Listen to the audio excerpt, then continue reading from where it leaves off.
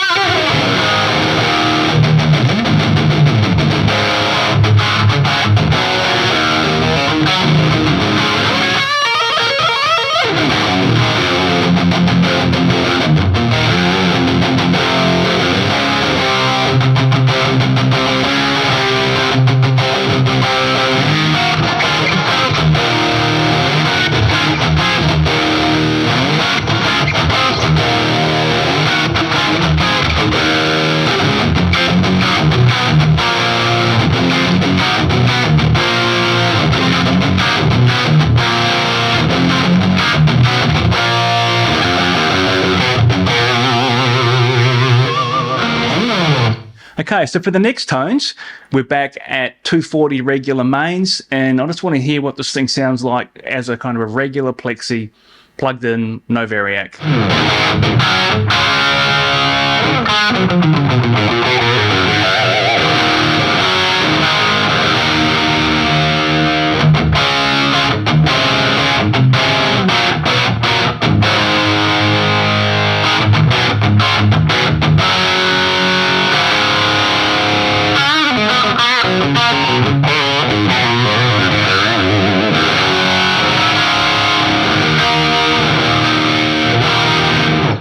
Okay, so let's move to the high input, which brings in this extra gain stage in front of the Plexi circuit, right? This is your José gain stage, your gain stage in front.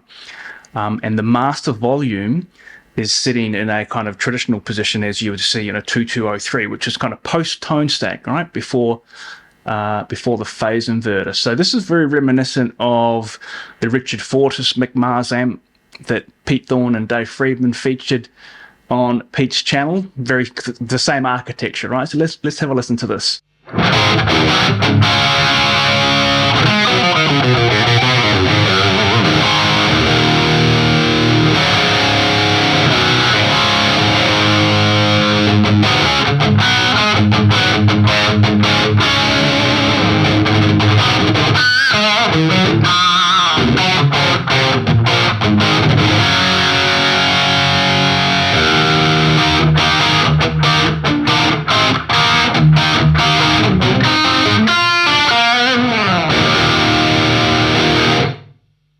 Okay, lastly, let's have a listen to the same setup, but with the diode clipping on. So on the master volume, I've got a push-pull pot, which brings the diodes in. When it's pushed in, the diodes come into play.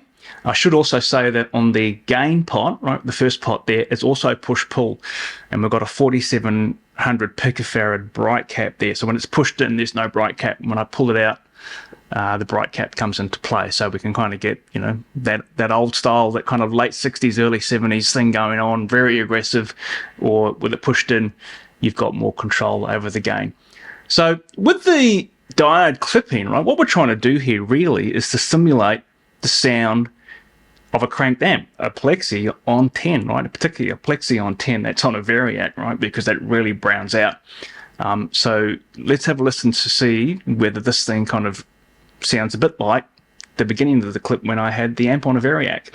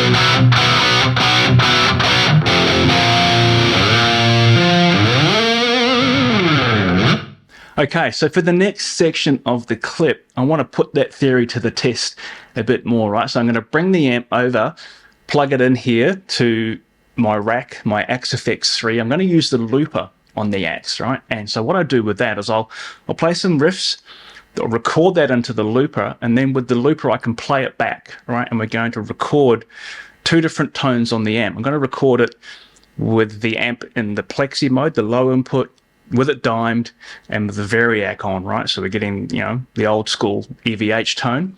And then I'm going to set up the José with the diode clipping at normal mains voltage, and I'm going to kind of see if I can tone match it, right? Just by dialing the amp in, I'm going to see if I can get the two things to sound the same, which, as I said, right, the objective of the José mod with the diodes there is to kind of really simulate that sound. And given Josh's brief, that he just wants EVH tones all day, regardless of how he's setting this thing up, right? Two different versions, if you like. Let's see how close we can get it.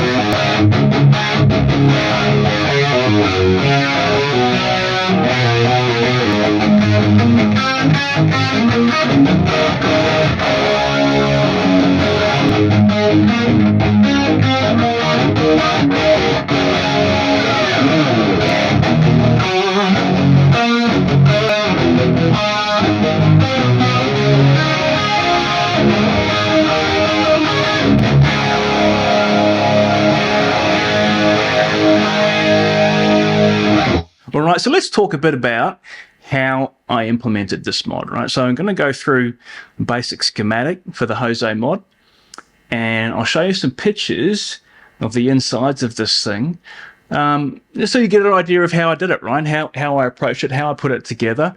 All right, so this is the José Arredondo schematic that's out on the internet. So someone traced this. It's been out there for a long time. It's actually a really good scheme. It's hand-drawn, so it's not the easiest thing to read, but in terms of understanding the basics of the José mod, plus some of the options that he would often implement in terms of the José master and the push-pull options around the master volume and so on. Fantastic schematic, this one. So I didn't actually implement all of this, right? But what I did was I kind of leveraged some ideas in here to set up the gain stage in front of the Plexi. Now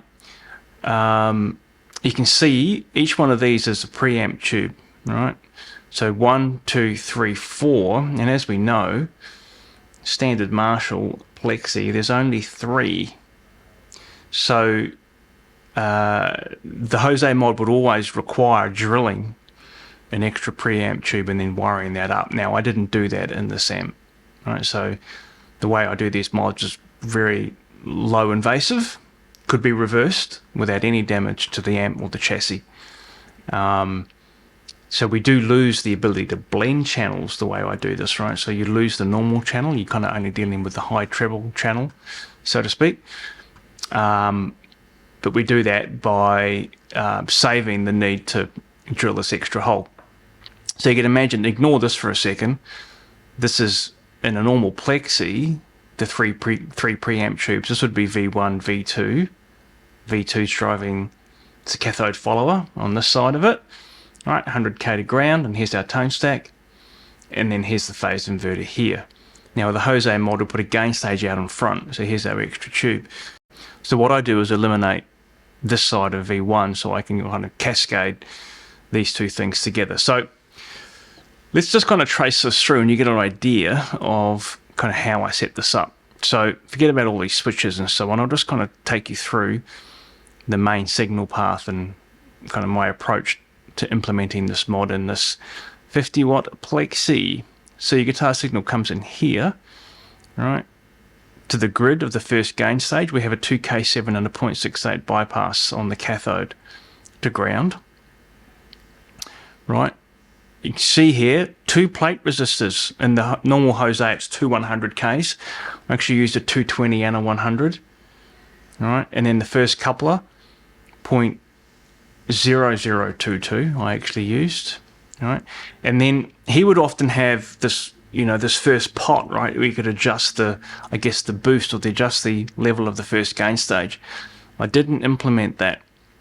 So imagine that's not there, and what we have instead is a 68k and a 68k voltage divider, right? So straight out of the first gain stage, 68k voltage divider.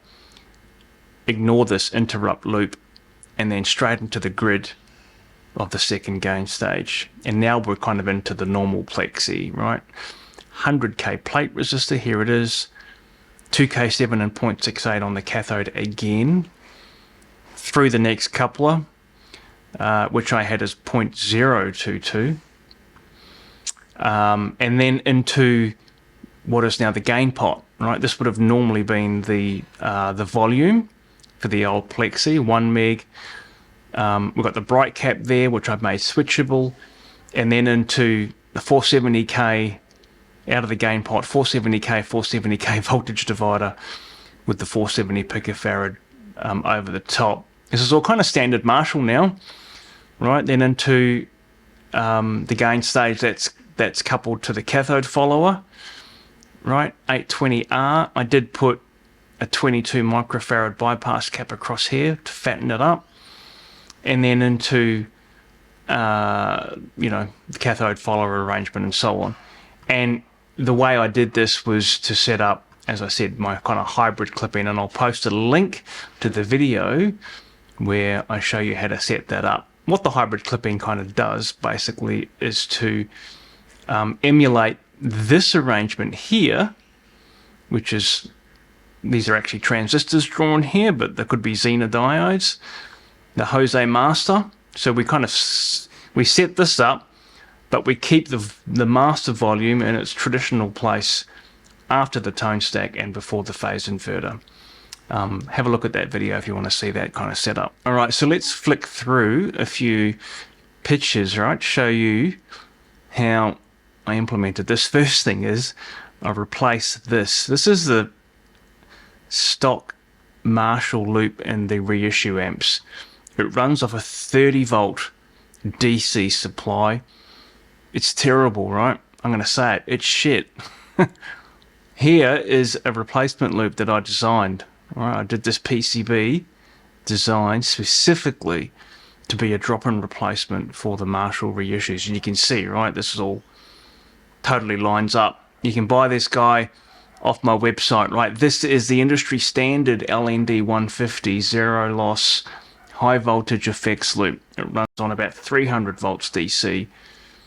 It's super transparent, industry standard, used by Metro, Friedman, and so on. Originally designed by Stephen Miller.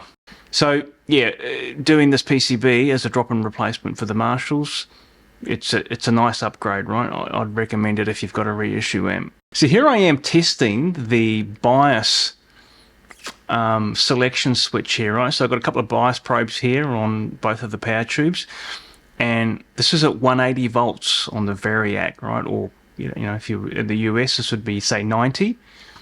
And with the switch up, because obviously the amp's backwards here, right, or upside down, we've got 315 volts on the plates, and I'm looking at about 50 milliamps of bias current. And here's our standard mains option, right? So the switch is back down in normal 240 volts, and I've got 430 odd on the plates, and here's my bias current here, the average between the two, and here's my Variac on the back here, right? So I'm using that to obviously dial in between my Variac option and standard mains. So here's the implementation of the bias setting switch, right? Here's the switch here. So this is the 56k resistor, which is part of, there's a 56k and a 15k voltage divider that in combination with this trim pot here sets up your bias voltage for the grids on these power tubes here.